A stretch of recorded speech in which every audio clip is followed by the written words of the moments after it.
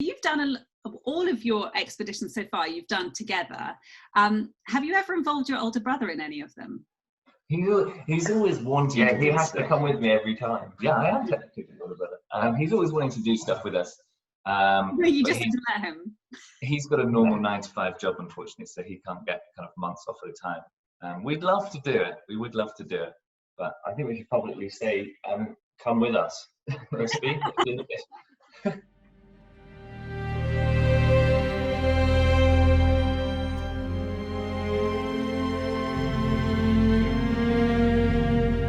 Hugo and Ross Turner are British adventurers best known for their world-first expeditions. They hold 2 world records for being part of the youngest 4-man crew to row the Atlantic and the first twins to row any of the world's oceans after successfully rowing the Atlantic Ocean in 2011 to 2012. They are currently attempting to become the first people to document all the world's poles of inaccessibility and highlight the impact that humans have on the natural world. So I just wanted to start by asking you both what attracted you to adventure. You go first. I think what attracted us, we grew up in Dartmoor, so we're incredibly fortunate to have the great outdoors at our doorstep, and we didn't have much in the way of TV, and fortunately we didn't have Netflix, Amazon Prime, and all these channels that you can access 24 hours a day. So the outdoors was our TV and our entertainment. We didn't have a TV till I think 8 years old. So if we wanted to make our own fun and entertainment, it was outside in a garden. So that kind of from a very young age drew us into what was possible. We always used to go off and make dens. And then obviously we were right on the edge of East Dartmoor, and parents allowed us to go a little further. And then we obviously found the huge moor and how beautiful it was. And we used to go for the whole weekend. And that kind of just kept going. That was our entertainment. I think that's what's driven us to do what we do today. Who inspired you? Who were you inspired by? Did you have a mentor or anyone who encouraged you to go off and do these incredible things? I don't think Mum travelled a lot when she was younger. Went out to Australia as a £10 pom, and then did the Khyber Pass, Indonesia, Australia. Lived in the outback, and we grew up listening to her stories, but not a huge amount. We didn't have TV. No, I mean my earliest memory. Obviously you had Ranulph Fiennes, who was more of a household name, but the likes of George Mallory and the 1924 Everest expedition was a book I read in my teens, I think, and that kind of captivated me about the world and how they kind of looked at the world very differently in terms of they were really exploring it, whereas what we're now trying to do is, I guess, trying to find our own limitations within it. So that Richard Branson was probably one person that we did see, because we saw him in the news and also on newspapers when he did the hot air balloon ride. And our older brother loves him as well, so it's always posters of Richard Branson, his entrepreneurial side. I think that's really it. So you've done all of your expeditions so far, you've done together. Have you ever involved your older brother in any of them? He's always wanting to. He has to come with me every time. Yeah, I am technically his older brother. He's always wanting to do stuff with us. No, you just didn't let him. He's got a normal 9-to-5 job, unfortunately, so he can't get kind of months off at a time. We'd love to do it. We would love to do it, but I think we should publicly say, come with us. Well, now's the opportunity. So the first real challenge that I know of that you did was rowing across the Atlantic. Had you done anything like it beforehand? Not at all. I didn't even row until I got on the boat at the start. I played a lot of rugby at uni, and then had to stop playing because I broke my leg. And then Hugo broke his neck age 17, so he had to stop playing sport for many, many years. And then at the end of university, we decided, let's raise some money for Spinal Research, who have helped us as a family so much. And what can we do? And we decided to row across the Atlantic. This is obviously a long story short. It was, I don't know. It was definitely my first time. It was one of those really stupid decisions that turned out to be really stupid. But it was a really interesting time. We'd never done anything quite so crazy, and it was very daunting. I think had we have known what we were going to get into before we'd done it, I don't think we would have done it at all. How did you prepare for it? Because it is quite, it's a hugely daunting things had to do? A lot of food. Obviously, I'd never rowed, so we did a lot of rowing on the rowing machine. Because back in 2011, when we did it, this is obviously before now. There's a race every year, so there's a lot more people who have done it. There wasn't a huge amount of information out there. A lot of people were still licking their finger and putting it in the air. So we did as much fitness as we could, piled on as much weight as we could, killing ourselves on a rowing machine for 2 hours every day for nearly a year. But that created its own problem because we're quite lean anyway, so you have to try and put on as much weight as you can before the start of the race.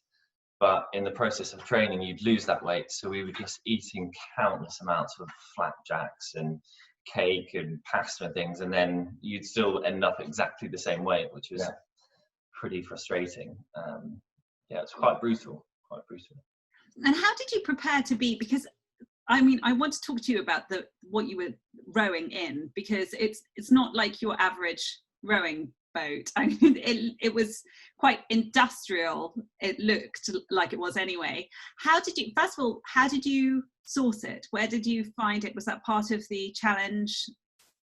Yeah, so we were very lucky when we started looking at rowing across the Atlantic. Woodvale Challengers, who were back then the organizer, were based just down the road in Totnes. So we went down there, phoned up the guy and said, look, we want to come and see a rowing boat. And we arrived into this old farmhouse, and there were just, maybe a dozen old boats from various standards, to ones that had just got back from the Atlantic, to ones that were properly old with roots growing through them. And instantly the visuals of Ben Fergal and Cracknell rowing years ago, Hell and High Water, we were just captivated. It's the most astonishing, I think, experience that we've had, is looking at a rowing boat going, wow, that is tiny. And then we got talking to him, started putting together some ideas how to raise the funds, because obviously I think ultimately thousands of people would like to row across the Atlantic, but only a few dozen do because of the finance, which is mostly sponsored. So we were very lucky to get enough money for a rowing boat, and then the whole project rolled into kind of, snowball effect. And then we found ourselves 6 months later with a rowing boat in La Gomera. And how did you prepare for being in such a small space where there were 4 of you, 2 of your friends who you met at university? Am I right in saying that?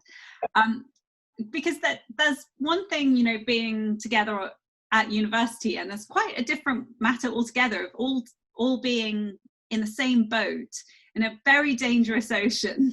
How did you prepare for that?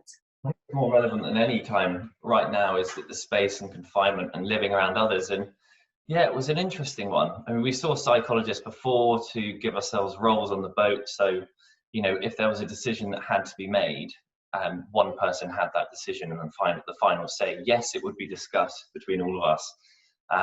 Do we change shifts? Because the shift pattern was 2 hours on, 2 hours off, 24 hours a day for weeks on end. And what if somebody said, "Oh, I want to row 3 hours and have 3 hours off"? That can really get somebody living in this tight quarters. So we planned extensively how to live together and communicate, and what if there is that argument, what if somebody wants to do this, the others want to do that, what if there's safety issues? So we kind of essentially had a whole list of protocols to say, well, this is what happens if. I think the main thing was the communication. If someone's grating on somebody in such a small space, I'm sure like millions of people around the world at the moment in lockdown, it becomes really agitating, and after a while it becomes almost a wound of verbal communication that isn't getting through. So as soon as we had a problem or an issue, just say, look, I don't like that, shake hands, or obviously not now, but thanks very much, and get on with it, put it under, put it to the back of you. So that was the most important thing, was just communication. Yeah. I mean, it was so long ago now, 10 years ago we rowed. It's quite weird, it makes you feel old. Was there anything you would have done differently from your experience now, looking back at it? Was there anything that you learned from that you can give as advice to future rowers? Well, we successfully did it, which was the most important thing for us. So hindsight. Yeah, and the interesting thing is that you've got the Fogel-Cracknell dynamic is across the whole spectrum. That covers your 2 personas that enter a boat when they want to row the Atlantic. It's that competitive rower or that competitive athlete that goes, right, we're going to win this, we're going to smash out a world record, we're going to do it in under 30 days, and it's going to be a race. And then you've got the Fogels that are the ones that just want the adventure, want to have fun and the experience. And if we get there, thumbs up, which is a bit of a weird one going into a race like that. But we were definitely Fogels in the sense that we just wanted to enjoy it. The other two were rowers at university, so they wanted to be the cracknels, and they were the the driving force behind it. I would say that 90% of boat speed is routing, weather, etc., and you can't control that. So I would say you've just got to go and enjoy it. I think there's so many people that just think that rowing an ocean is row as hard as you can and you'll get there. As actually, there's a million different things that dictate the boat speed, and even if you make it, so yeah, you've just got to go and do it and have fun. I wish we'd had more fun and just been a bit blasé, just literally had 24 hours and of just having fun and partying, and maybe had an old drink or something. I think I probably would have done, well, I think similar to that. I didn't regret anything on the road, but I probably would have looked at making yogurt or something like that. There's quite a few people who've rowed across before who've just got a culture of yogurt and then added a teaspoon into milk and then made yogurt the next day. Something to keep the mind ticking over. You couldn't make bread, obviously, but just something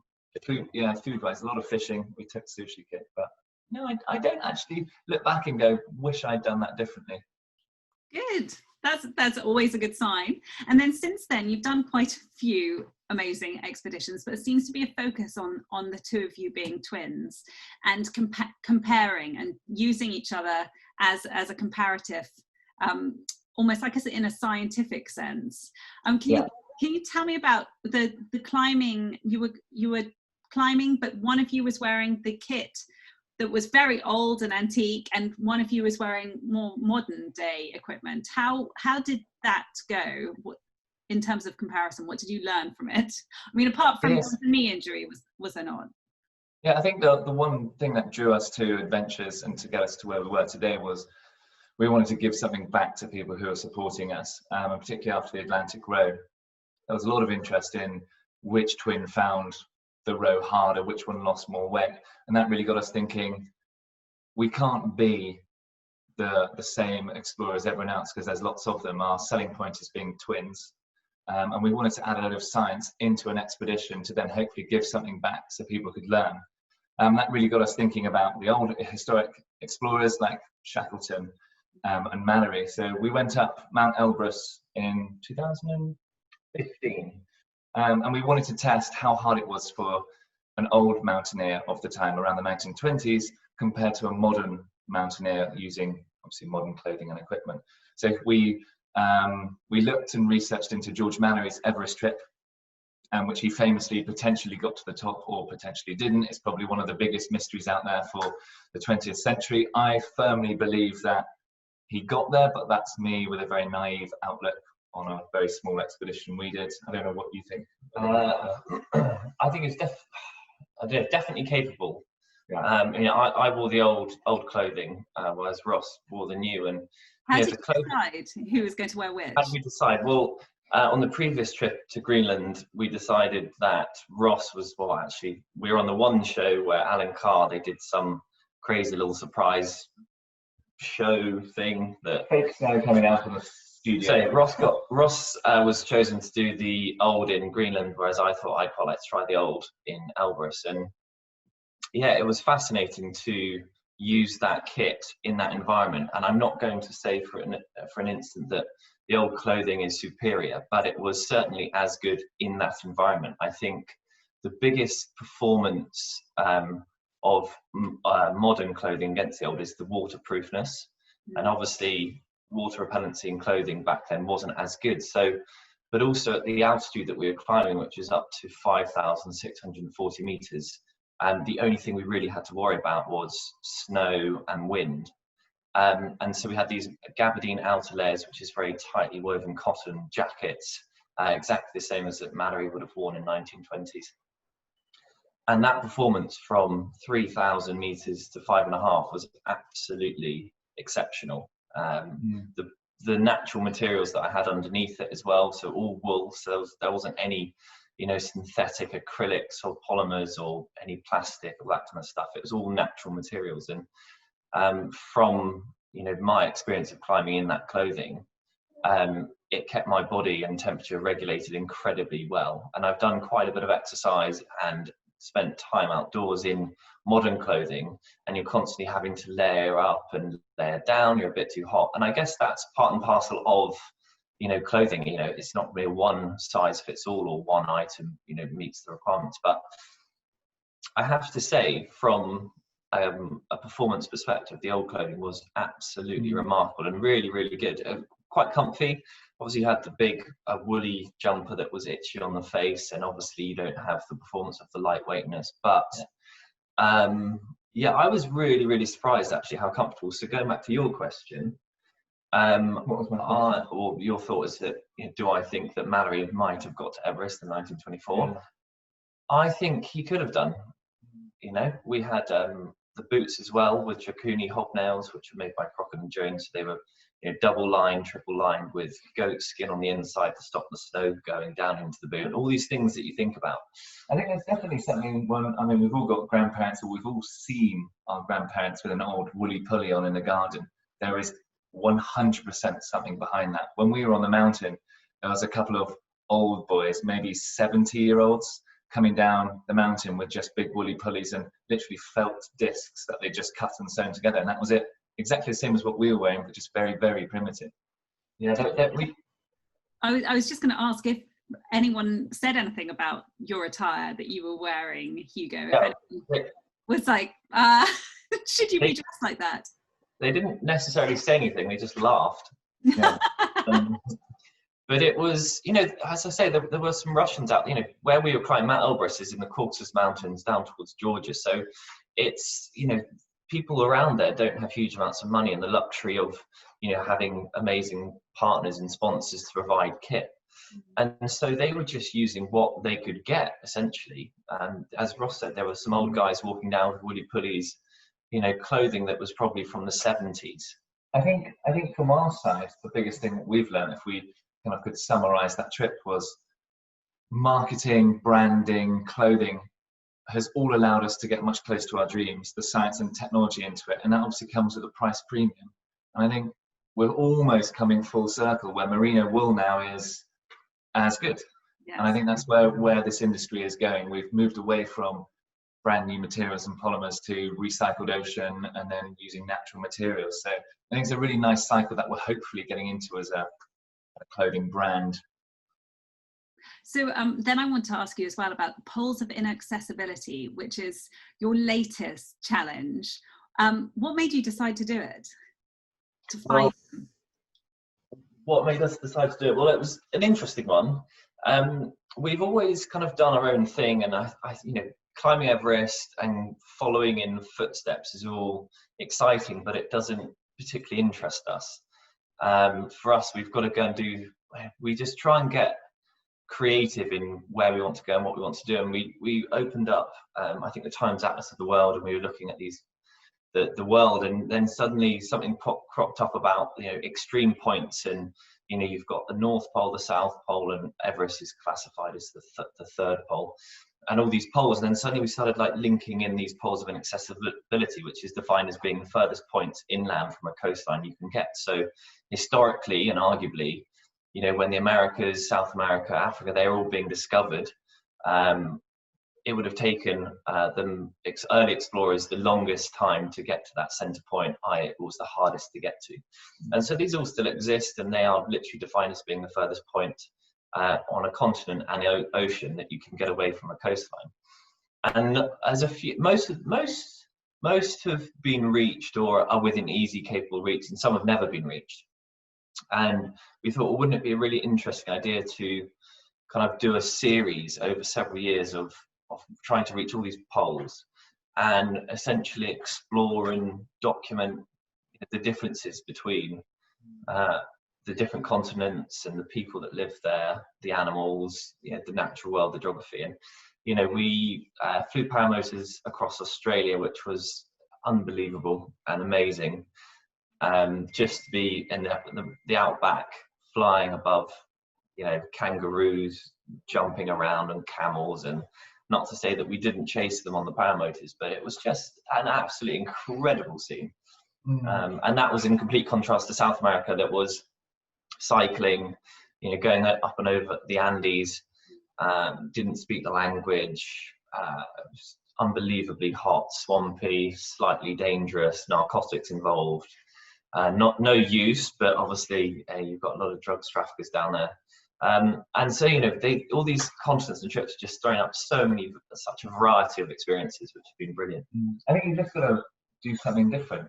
If you've got, as Hug said, North and South Pole, that'd be fun. We'd love to go there, we would, but it wouldn't be adding anything different to what we're doing. You'd just be following the next person behind you. And if we're looking to get sponsors or make ourselves stand out from the crowd, you're not going to do that. So for us, we have to do our own expeditions that nobody else has done before, and that people can take something away from it, whether it's a visual, whether it's we found something new, whether we're talking to locals.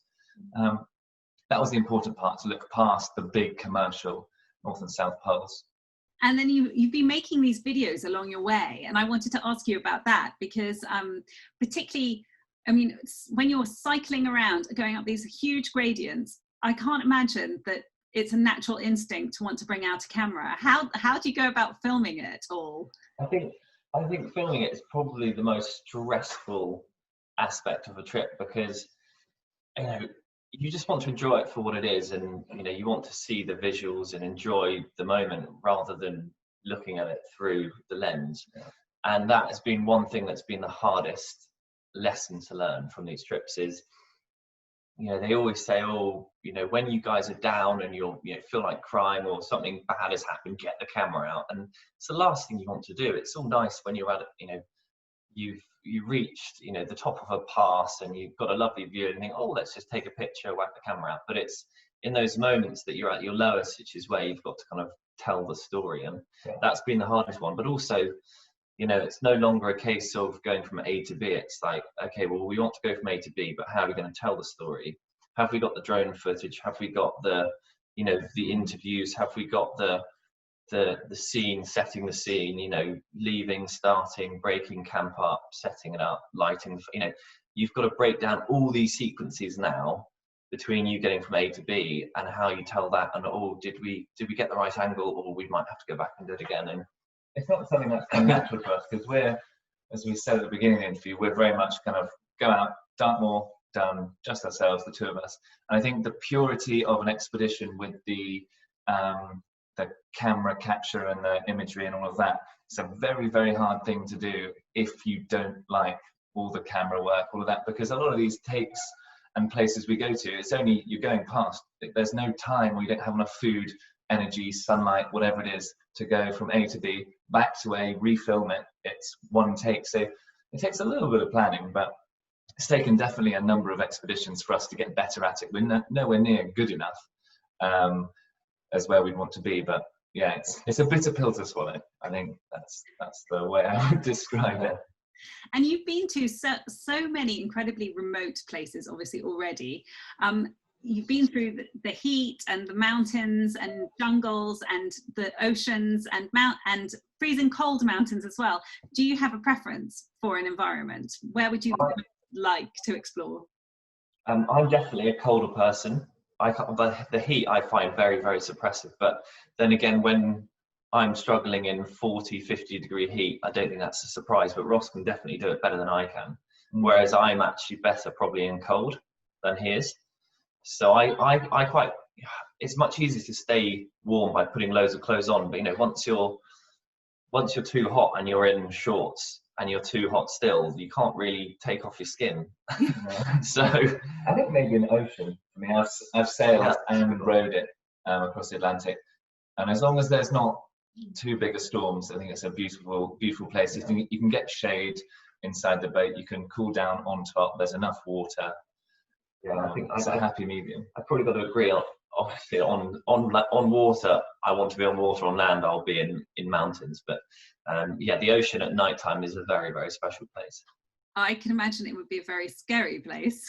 Do you? But clearly not. I mean, I watched the video that you made of your journey across the Atlantic, and the nighttime footage. I did think it must be the most bizarre thing to be rowing into the darkness with only the light of the moon. How was that? How is it? People have asked us, and I'm sure lots of other people who've been on adventures and explorers have been asked this, like, what's it like? The best way I can describe it is, what's the color red? Okay. That is a little bit like green for you, but not blue. And it's the same thing until you experience it.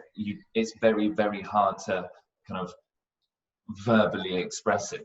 But it is the most outstanding thing you'll ever do. Goosebumps all night long. I remember crying a number of times, just going, this is the most incredible thing. You've got tuna lighting up the phosphorescence, you've got shooting stars, enough where you can just say to the person, look up to your right, there's a shooting star, and it's just slowly bouncing along all the way down to the horizon. You never get tired of the horizon always just being ocean? No, It's really exhausting.